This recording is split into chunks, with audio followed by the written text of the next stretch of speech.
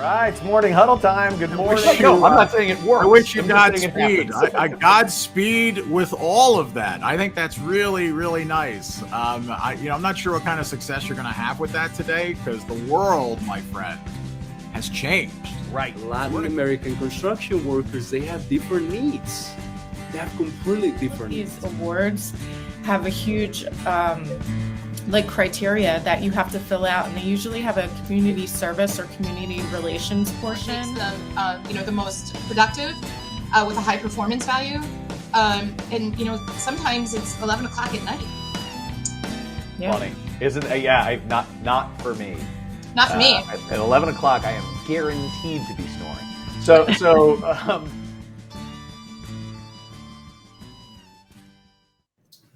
Good morning. It is morning huddle time. I'm Chad Prinky, here as always with co-host and producer Stacy Holzinger. Stacy, how are you today?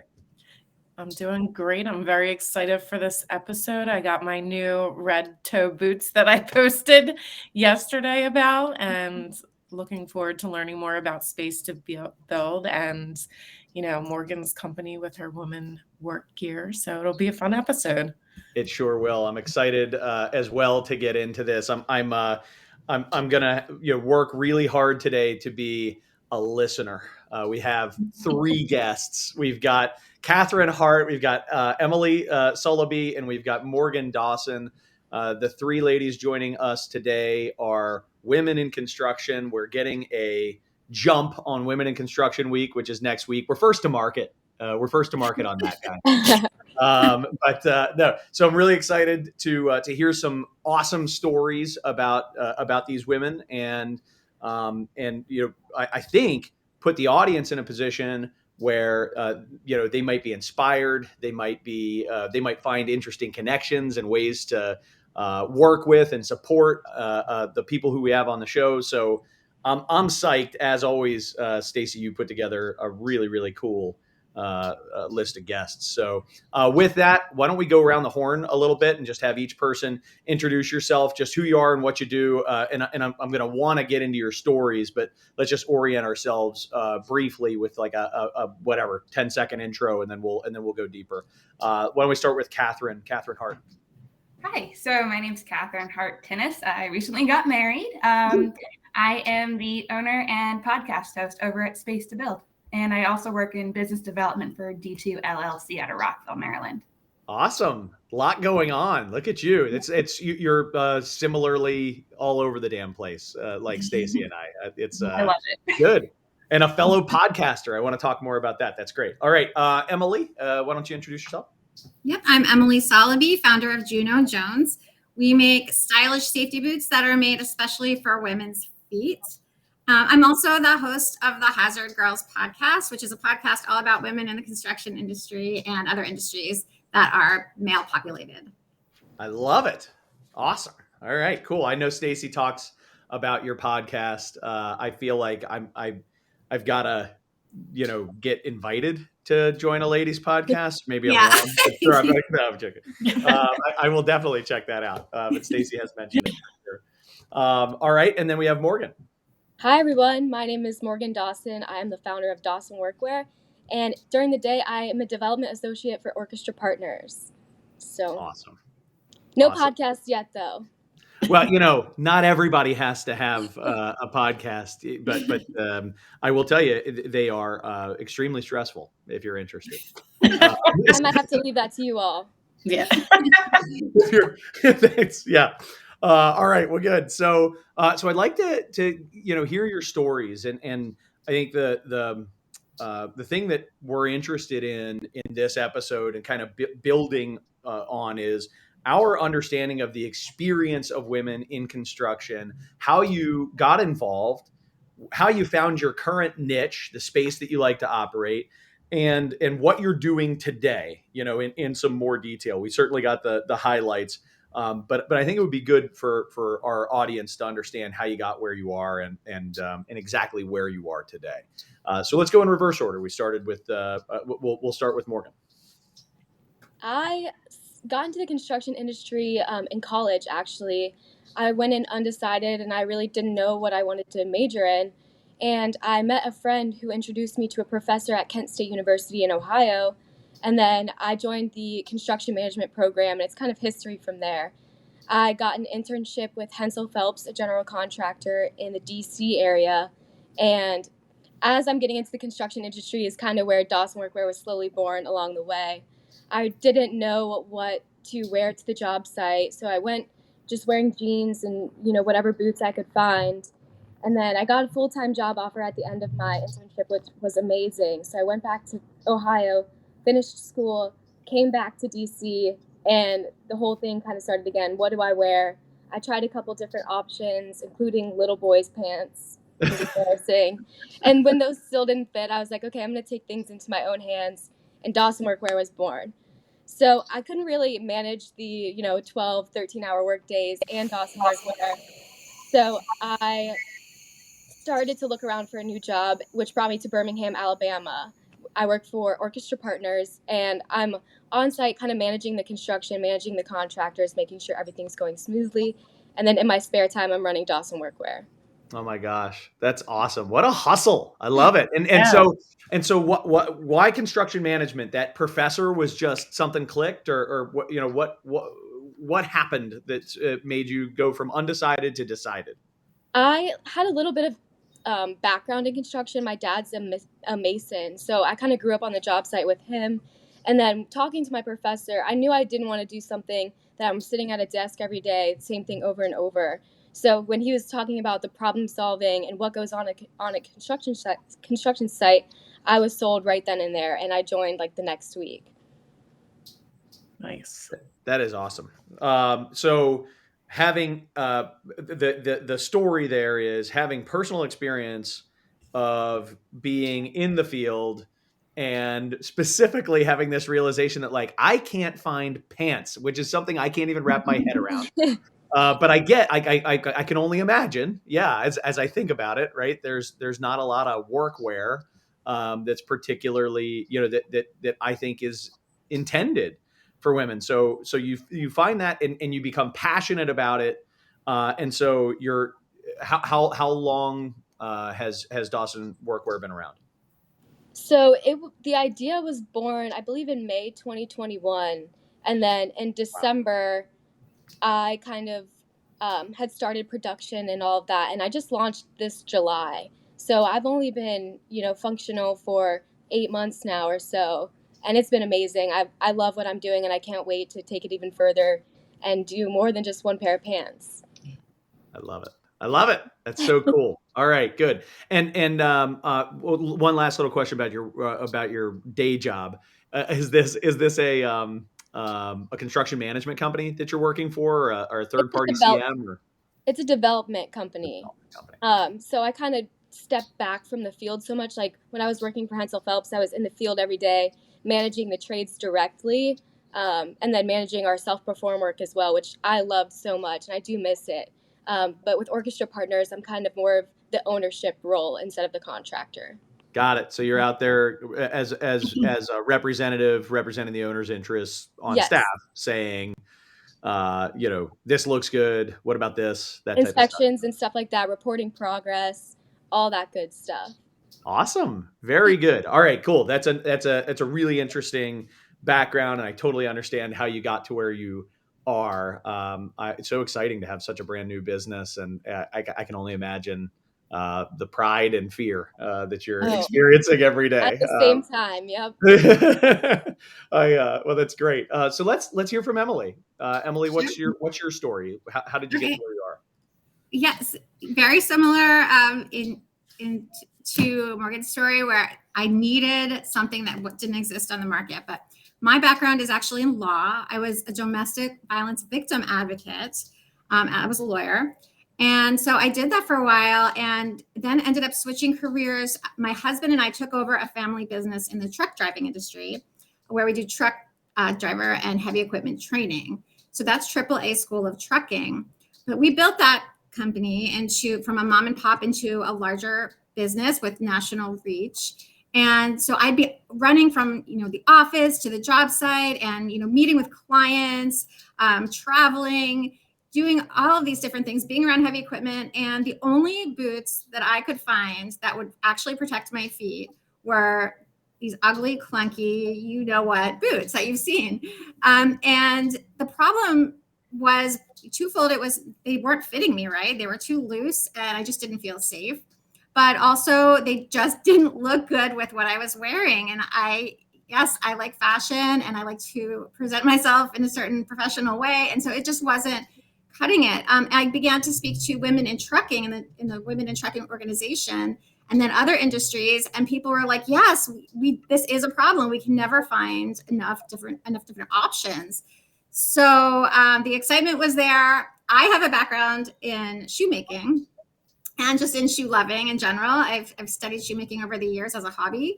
So everything came together and we decided to launch Juno Jones. That is amazing. And how long has Juno Jones been around?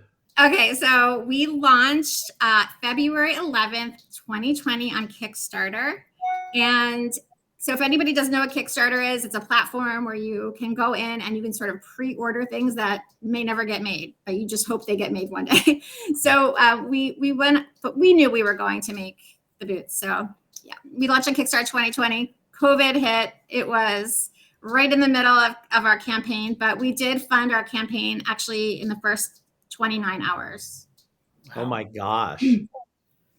That's So, a big and thing so right what there. it says is that the demand, right? Like what an Yeah. incredible unmet demand that the moment you brought something to market, it was a matter of hours by the time you were ready to roll. Yeah. That's unbelievable. So what I'm hearing, first off, you know, sometimes you get a sense that somebody's just way smarter than you. I've had that vibe from you the whole time. Now it's confirmed. So that was, you got that lawyer thing. Like I was, aha, there it is. That makes sense. Right. But you know, the such a varied background, and again, so many different things that you're passionate about. Talk a little bit about your podcast. Oh, sure. The Hazard Girls podcast came about actually during COVID because we had this amazing community that was backing us and wanting to support Juno Jones and get their boots.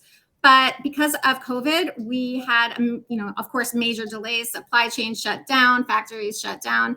So, we found ourselves with some time on our hands and people were reaching out to me asking to be connected to each other. And I knew that there had to be, a better way to connect everybody together. And so we formed the Facebook group, Hazard Girls. And from there, the podcast grew. Awesome. And how often do you do a show and what's the format? Yeah, we do a show once a week. I work with Jacket Media Co. And they also do the Women in Manufacturing podcast. And we interview with different women each week. And the industries vary from, winemaking to finance. It's anything male. It's all about, being a woman in a male populated field. So that's what we talk about.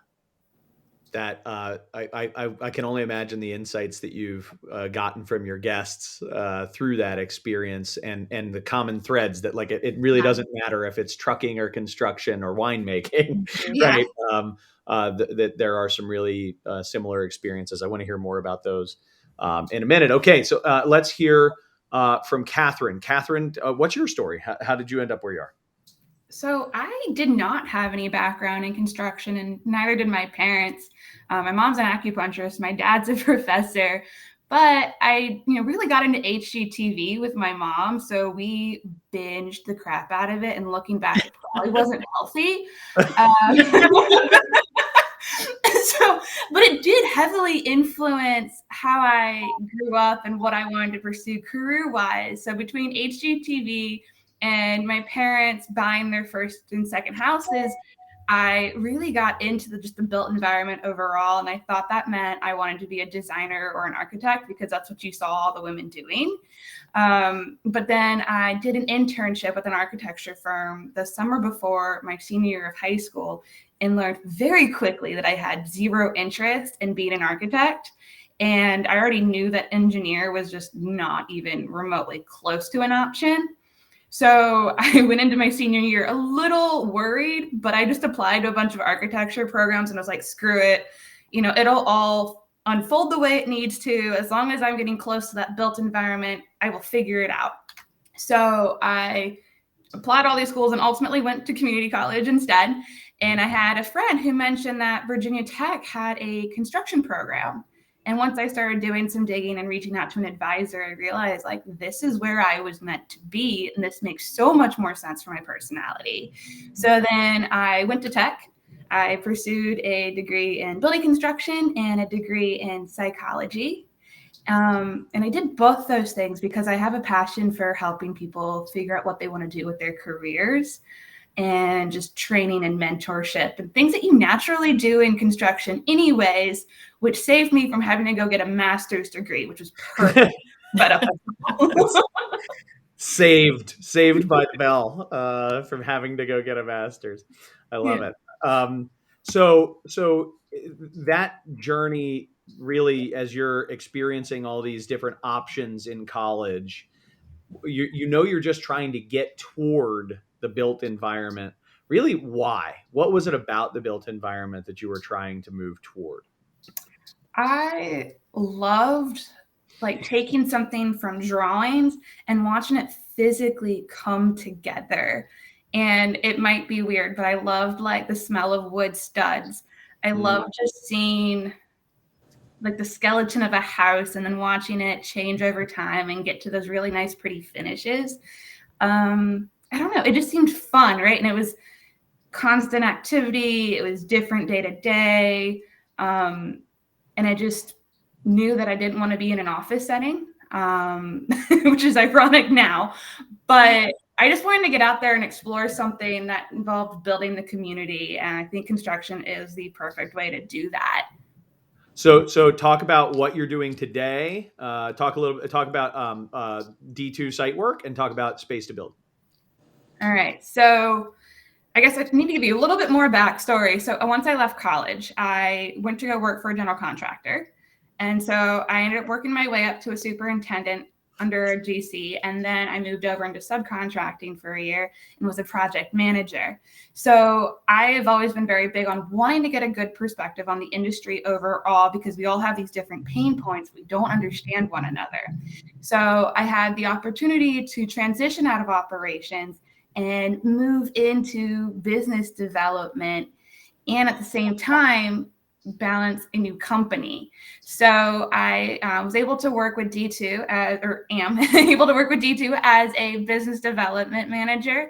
They do site work out of Rockville, Maryland. So I got to utilize a lot of my on-site knowledge and my network that I had to just continue to help build their network and continue to be a part of that construction industry, while I was building up the Space to Build brand and building up the podcast, which is very stressful, like you mentioned. Yeah. Podcasts are a lot of fun, except for, they're a constant panic attack. It's a lot of fun. You learn a lot. You do learn a lot. Yeah. I love it. I really do. And talk a little bit about Space to Build in general. Like what's the how long have you been doing it, and what's the mission? So much like what Emily and Morgan have done, they've found a spot where they weren't finding what they needed and they created it. So I was in a similar situation where I felt burnt out. I felt alone, and it was really weird. And I was just like, you know what? I think I need like an online community of women in the industry. So this all like sat in the back of my head for years, and I didn't feel confident enough to pursue it. And then about the end of 2019, I was like, screw it, I'm going to do it. I'm going to make this happen. I launched a website. COVID hit. And all of a sudden, people just felt so frantic and disconnected from one another. And I realized that it just made so much more sense for people in this industry to have a podcast to listen to. So what I started doing is inviting different women from the industry into the podcast to talk about their career paths, so we can talk about the opportunities that are available in the industry. We talked about their challenges. We talked about the trades that they were tackling. And at the end of the day, it's to create these takeaway items that blend together a sense of representation, relevant information, and just a way to introduce different people to the industry and talk about the jobs that no one else talks about to that extent. So I've had plumbers, electricians, lawyers. I've actually had Stacy on the podcast, and her episode actually airs in April. And we Woohoo. talked specifically about marketing in the construction space. So the idea is to share with emerging construction professionals that there are all these opportunities to be incredibly successful in the industry, and you don't have to follow what school tells you is the common path. There's so many cool opportunities. And then outside the podcast, I'm creating different resources, building community, hosting events, you name it, I'm working towards it. Awesome. Awesome. All right. So I've got some specific questions that I want to ask to each of you, given your different backgrounds, that, really will speak to the experience of women in construction, women in this environment. And the first question I'll ask is to Morgan. When you came through, and obviously leaving company names aside, all that type of stuff, just when you came through your experience entering the construction industry out of college, spending time in the field, actually hands-on, when it was at its best, what was the experience for a woman in construction that made you feel included, welcome, things like that? And maybe what were some of the moments when it wasn't at its best? How did that experience kind of show up? That's a great question. For inclusion, my team, like my project management team, was so supportive, which was honestly what made me feel so comfortable in the industry. If I had any issues, they were like, come to me. We can talk this out. I had a female mentor in the construction industry, which really helped as well. So I would just go to my team, talk about any issues. It doesn't have to be women related or not. And they were just a constant support system to me, which was amazing. And also, the trades out there were so supportive as well. I mean, as long as you're willing to learn and respectful out there, they will have your back, which I learned right away and I took advantage of. When I have felt a little disrespected as a woman, I've noticed it's like typically the older men, the men that are closer to the retirement age, which no offense to anyone that age, but the younger guys were always super supportive. And the older men were the ones that were kind of uncomfortable with me in their space. But again, having a support system, having a mentor is definitely something I would recommend to any woman in the construction industry. What I love about that, two big takeaways I have there is you just double underlined, is having a woman as a mentor, finding a woman as a mentor. So if you're a young person, a young woman in construction, being able to partner up with somebody who's kind of been through it, experienced it, can give you a little bit of the lay of the land. That sounds immensely valuable. And then the second thing that I took away from that was it really is all about how you show up. Like, I don't know how to explain it, but you have to be respectful. You have to be willing to learn. You have to be right. All these types of things, which is the same rule for anybody if they want to be treated well in whatever, as a new person in whatever industry they're entering into. And so there is that aspect of it, that it's a two-way street, and you have to have personal ownership for how you show up. Right. The worst thing you can do is go out there and pretend like you're a 22-year-old that knows everything. That will not take you very far. Right. Though my guess is, in all honesty, that 22-year-old guys get away with that easier than 22-year-old women, right? You know what I mean? Like, because I would say right away, but after you gain the respect of these men out there, they will have your back. So they were actually a little more lenient with me than some of the men out there. Aha. Well, the young men out there. Interesting. All right, cool. Okay, so that was. I'll shift gears over to Emily, and I want to hear from all of the conversations that you've had with all of these women in male-dominated fields. What feels to you like the most common threads of how these women are thriving and being successful in male-dominated fields? Yes, it's a great question, because I've done about 120 episodes now, and that's about how many women I've spoken to and who have told me their stories.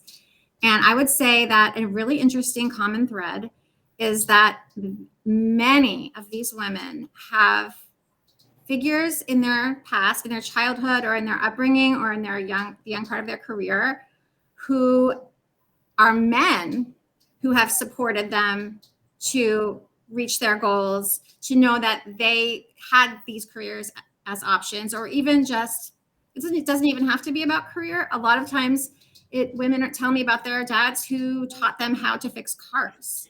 And doing that gave them that confidence to know that there were not limitations on them because of their gender.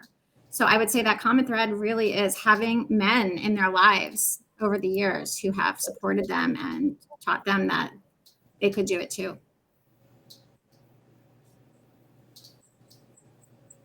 Oh, Chad, you're muted.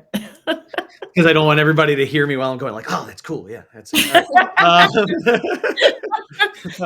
So thank you. That was a really interesting thought. And as I think, we have this sense in general as humans, regardless of who you are, that the interactions that you have with people, particularly young people, leave a mark. They make an imprint, and so my big takeaway from that is like, be really conscientious about leaving good imprints and make sure that I'm not in any way passing along self-limiting beliefs or negativity to people.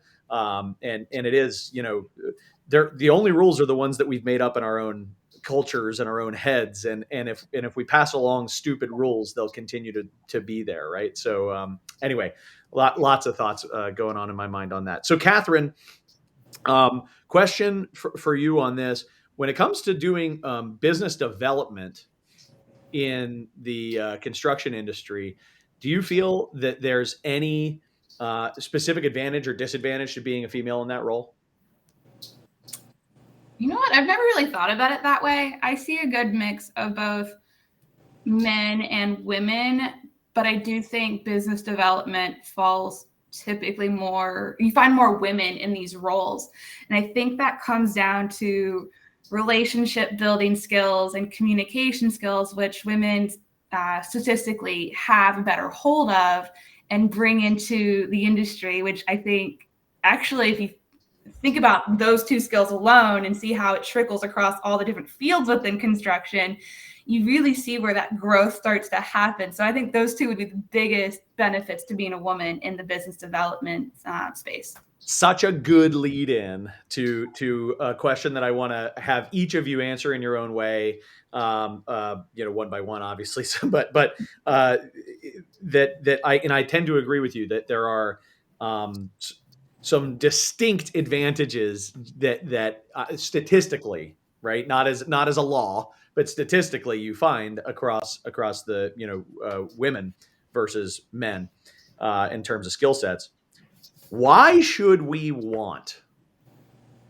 What would you say to somebody who's asking the question, why should we want more women in construction? What's the benefit? Why is this something that we should be striving for?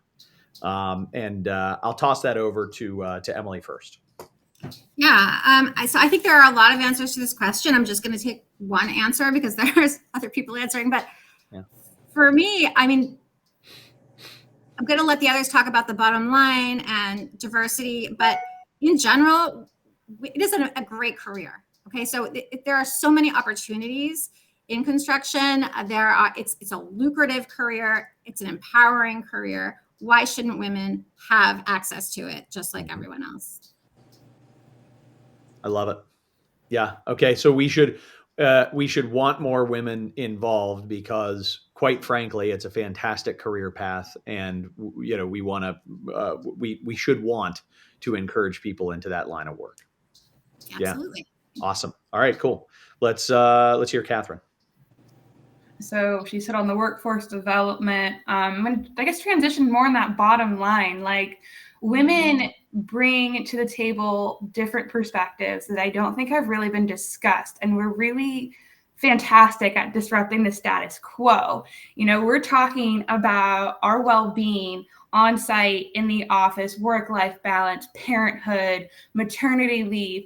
And we're starting all these conversations, which a lot of guys actually appreciate. And they're like, oh, wait, I do want more time off, or I see the benefits of that. And so women are starting this movement of belonging in the industry and creating community and having those open discussions.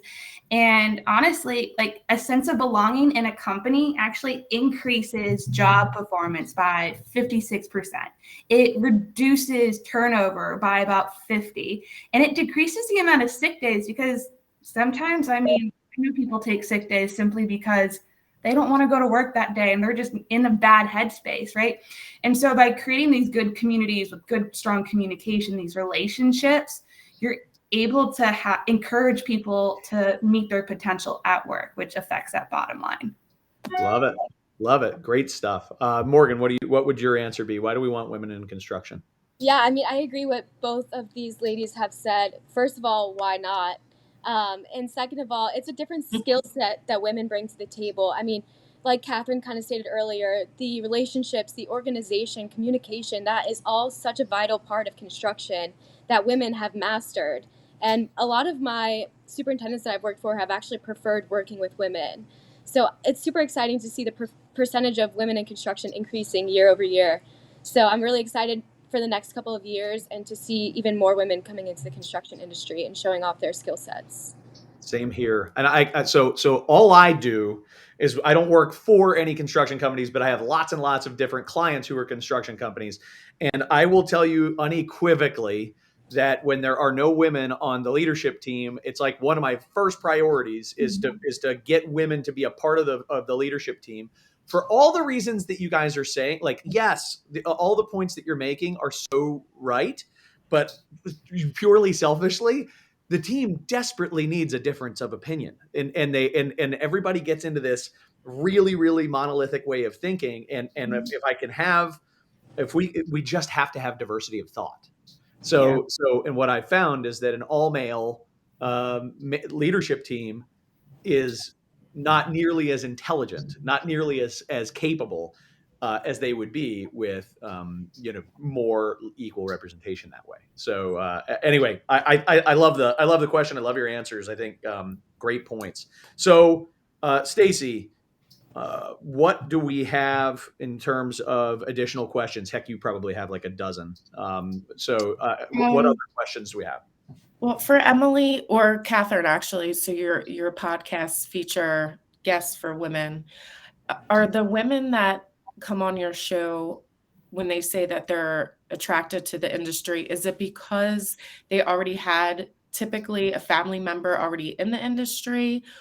Do you see more of that being the reason of women joining the industry because they're influenced by family members? I'd say for me, it's 50-50.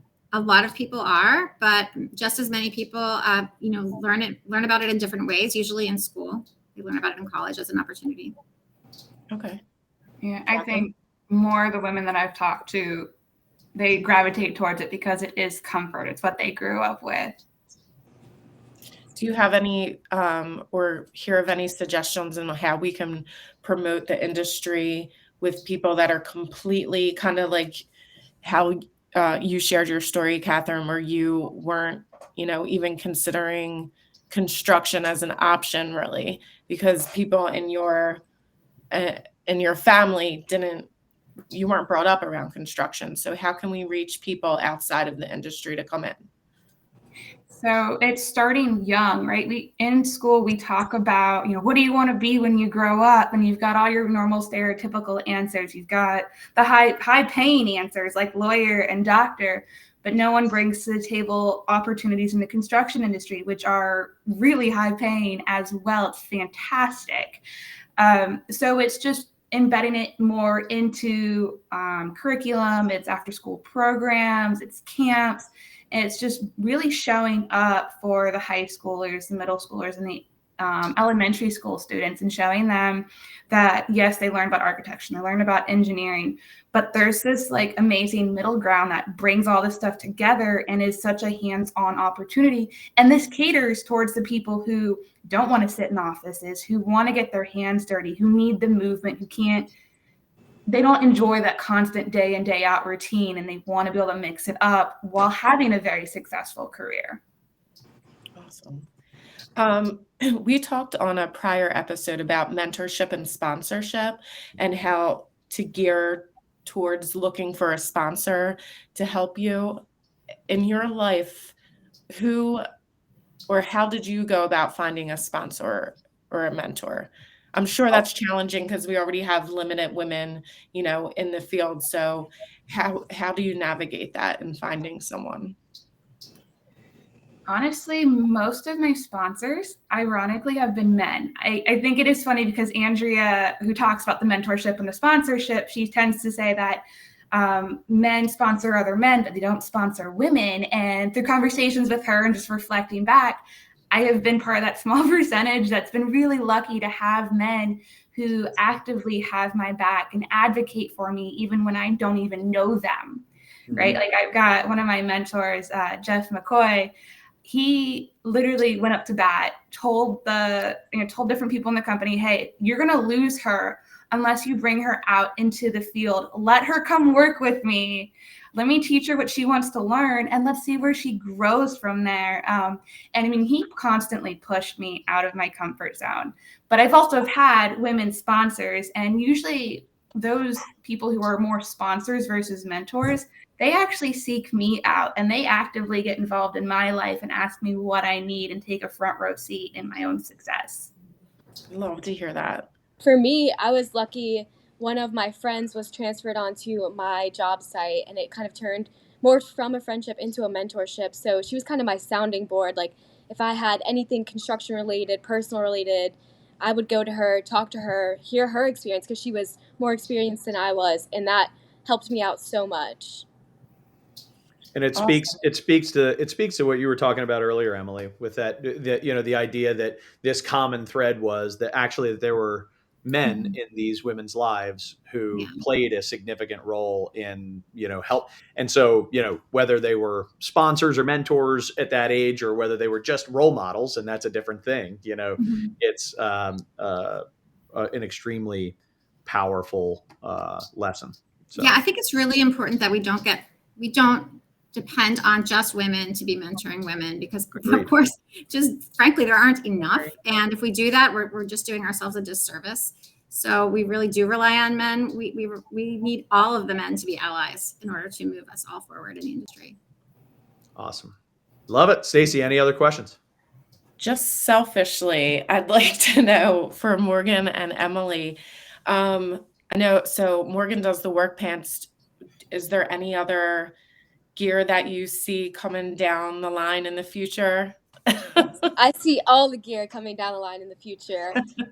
We did start off with pants just because that was the first thing that I noticed when I was in the industry. We are launching a second pant this spring, so I'm super excited for that. It's called the Relaxed Pant. It's more of like a cargo take rather than a carpenter pant.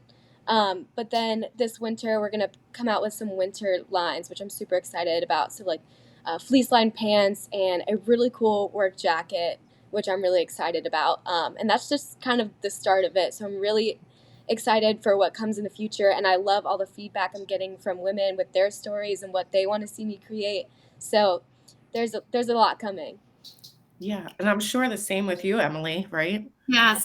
We have some new styles coming out this year. We have one coming out in a couple of months. It's a comp toe. Many people have asked us, yes, we like steel toes, but some people need comp toes. So we're creating a composite toe shoe that should be out in the next few months. I'm very excited about that. And then we have some other styles as well, just going by feedback from our I would say our audience, but it's not just our audience, it's our whole community. People are always reaching out, letting us know what they're looking for, what they can't find on the market. So we have at least 3 new styles that will be coming out later in the year and early 2024 that we're super excited about. Do you guys both work with companies like Red Wing Boots does, where you can give a fee, you know what I mean, to the workers, or it's a really good point. I wonder about that. What's the best way for a company to help their employees to get access to this as a part of what they offer their employees? Yes. Yeah. If you're a person working at a company, the best thing to do is tell your employer that you would like to use Juno Jones boots or Justin Workwear on site, and you can often get reimbursed for what it is, because maybe they don't have it necessarily in their, at the company for you to buy there. So they may reimburse you to do that. But if you're a company and you're looking to support women in construction and in industries in general, the best thing to do is reach out to us and we can help you. We provide discounts to companies, so especially with volume, so that they can supply their workers and give them access to Juno Jones boots. I agree with that 100%. Just reach out. The company stores are really important. That was one thing when I was working for a general contractor, is the men have pages and pages of company merch that they can buy on the company website, and the women's, all their stuff that's on one page. So if, like Emily said, reach out to us. We can give you like bulk discounts and stuff like that, and then you can supply it to your women on your company website. And we can do branding and stuff as well, so your logo's on it. Oh, good to Logo's know. on it. Yeah. Cool. I want to chime in there real quick. Yeah. For the people who are responsible for finding their PPE and looking at finding material for their company sites, don't wait for the women to come to you. Go to the women. Every single woman who's ever set foot in the field will have an issue with some kind of PPE. They'll have recommendations. We're all struggling with it, right? We're constantly sidebarring with each other. So just don't wait. Just be proactive. Go ask these women what they need and source it. I really like that point, because a lot of women also feel uncomfortable speaking up and asking for things. So going to them would show a huge, it's a huge way of support. Well, and I got to imagine that just so many people don't even know that there are options. It's so creating awareness. Hopefully this does that. Hopefully our viewers will spread the word and have have some light bulbs go off. And bring this back to their companies, not just. I mean, I hope they all go onto your stores and that they use the codes that you've shared for Women in Construction Week, and that they get, boots, and that they get pants. But that I also hope that they bring that message back to their company. Yeah. Awesome, Stacy. Anything else? That's all we have. Catherine, Emily, Morgan. Anything before we jump? Thank you for having us. Thank you so much. It's been a lot of fun. Yeah, thanks for joining us. Agreed. You guys are awesome. Thank you so much for taking the time and for joining us to talk about your stories today. I think happy Women in Construction Week to you next week. Again, first to market.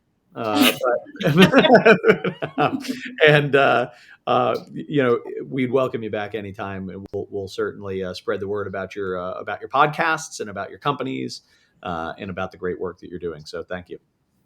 Thank you. See you. Have a great day. See y'all. All right, Stacy, let's do a little bit of cleanup here and talk about next week. So first things first, as I always reiterate, and I think it's so important to build that list of people who aren't reliant on getting an invite from LinkedIn. Please send Stacy an email right here, stacyh@steeltocom.com, to get access to our mailing list, which will keep you in the know and make it really easy for you to register for our live episodes, as well as click on links to get access to the recorded episodes. Next week, we have episode number 43, which is we're bringing back a guest from our very first season, which is a friend of mine and a really, really smart economist. He's the official economist for the Associated Builders and Contractors nationally, and I want to say even one or two others, but his name's Anirban Basu. Very, very dynamic speaker, a lot of fun, and he'll be giving us the rundown on what exactly is going on with the economy and how that is impacting the construction industry in 23. That'll be an episode that you don't want to miss. So please do come and check us out for that. Stacy, what else am I missing? Nothing else, but you know what? I wish I asked the girls if they were attending the NAWA conference that we're going to be in person. I believe some of them are, but that's May 15th, right? Yep, that is. It's May 5th. You know what? Let me double check that. But yeah, I believe it's May 5th. No, not 15th. May 6th. May 6th. Oh, May 6th. It's May 5th and 6th. So it's the Friday, Saturday, May 5th and 6th in Washington, D.C. is the NAWIC Northeast Spring Conference. And we'll be running a show live there, and I'll actually be doing a keynote the following morning. I'll reach out to the girls after we get off here and include it in the e-newsletter to see if they'll be in attendance. So if you're attending, you can meet them in person. Yeah, I wouldn't be surprised to hear that they are, and that maybe even they're featuring some of their products. So yeah, awesome stuff. I can't wait to hear the review, Stacy, on the Juno Jones boots. they're awesome. They are already. Material's nice. It's super comfy. I haven't done too much walking in them yet. I have to get out to some more job sites. But so far so good. They're beautiful boots. And we were talking earlier, my dad's been in the shoe business his entire life, his career. And Emily's down in Philly, so I'm going to set the two of them up because he was in the orthopedic shoe business. Definitely not sexy shoes by any means, but he could probably provide a lot of knowledge when it comes to people with feet issues working on the field and how to make that comfortable, while she can bring the sexy to the shoes. Telling you, I'm gonna get your dad as a guest one day. I'm just No. gonna be like, yeah, we have a special guest. No. All right, Don't do Stacy, that. thanks so much as always for creating such a fun show, such a good dynamic. So it was I definitely it would just be me talking at the screen without you. So thank you. Thank you so much. Have a wonderful day, guys. You too. See ya.